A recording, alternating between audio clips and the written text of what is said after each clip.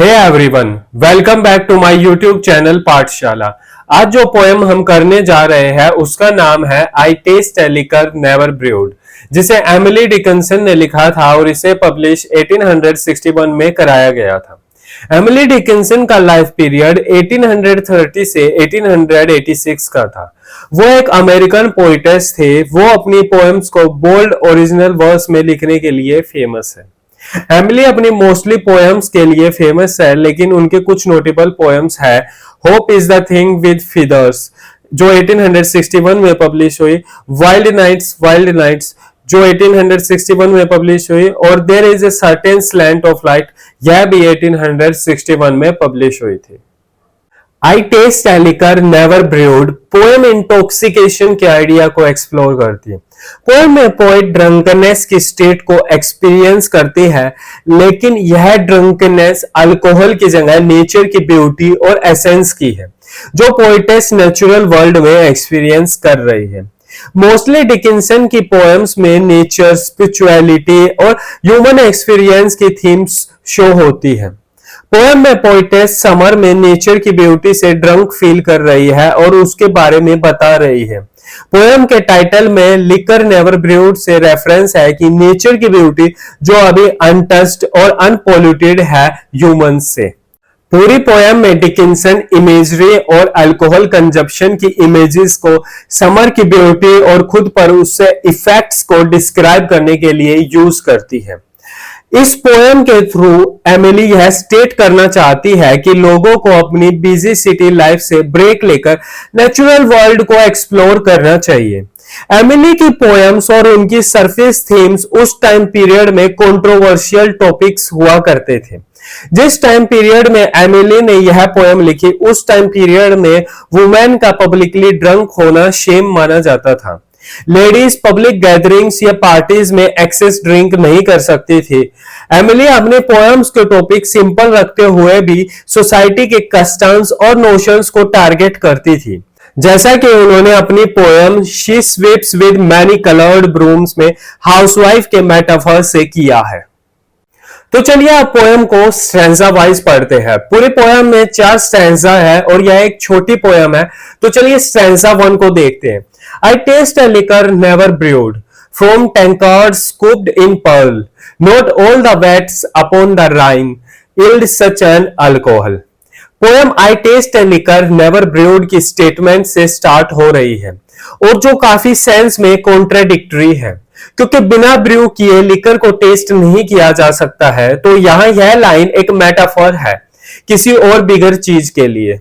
In fact poem का first stanza ही एक metaphor है। पोएम की फर्स्ट लाइन किसी एक्स्ट्रा ऑर्डिनरी और यूनिक थिंग को एक्सपीरियंस करने के सेंस को कन्वे कर रही है, और यह सेंस ऑर्डिनरी थिंग से मिलने वाले एक्सपीरियंस से काफी अलग है। इट इज लाइक ऐसी ड्रिंक को टेस्ट करना जो पहले कभी नहीं बनी है, जो टेस्ट करने में अदर वर्ल्डली लग रही है और जो काफी स्पेशल और रिमार्केबल है।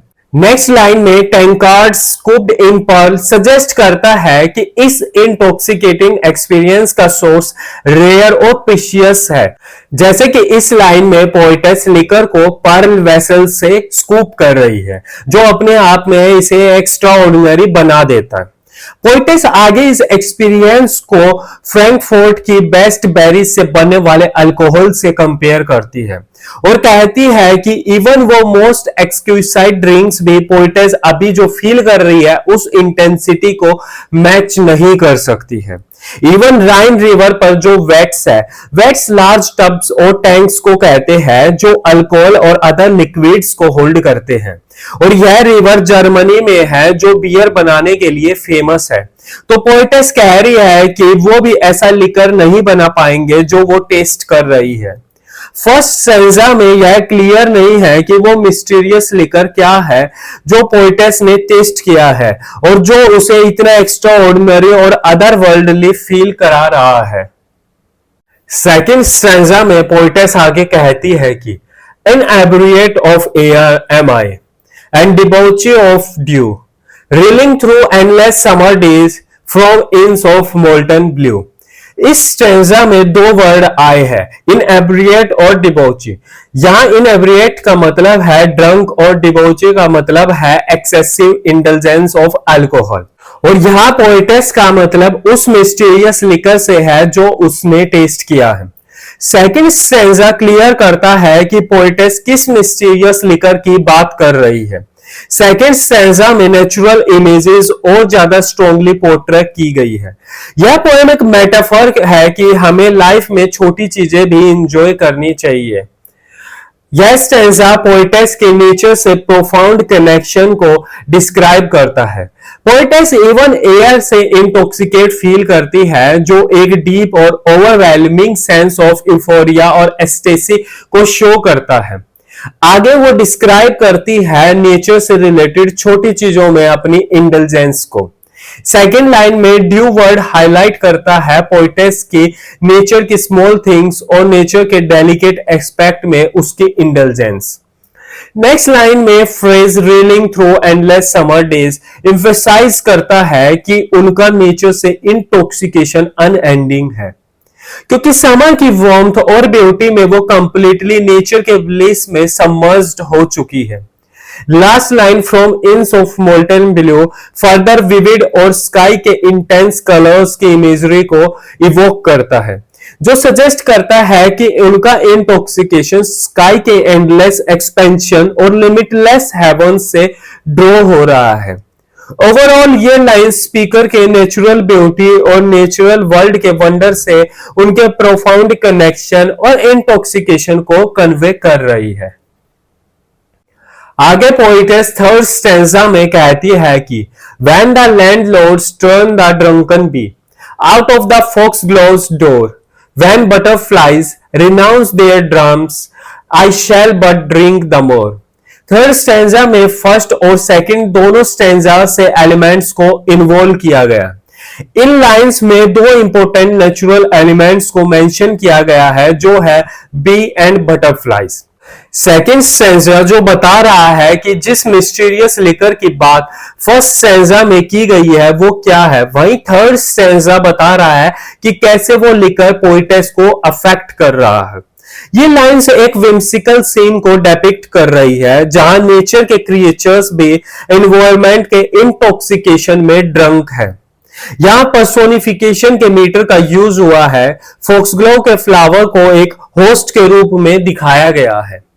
पोएटेस इस स्टेंजा में कह रही है कि फोक्सग्लोव फ्लावर अर्ली समर में ब्लूम करता है और समर सीजन के खत्म होने पर फोक्सग्लोव का फ्लावर भी मुरझा जाता है।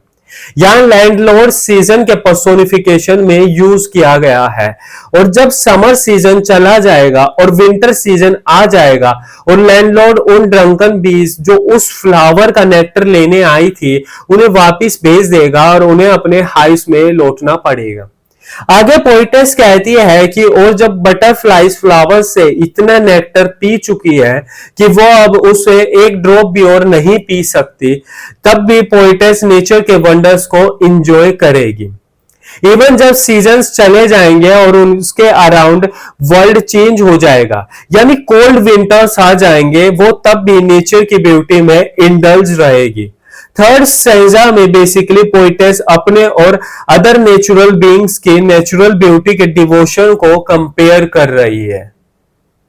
पोएम के फोर्थ और लास्ट स्टेंजा में पोएटेस कहती है कि till seraphs swing their snowy heads and saints to windows run to see the little tippler leaning against the sun.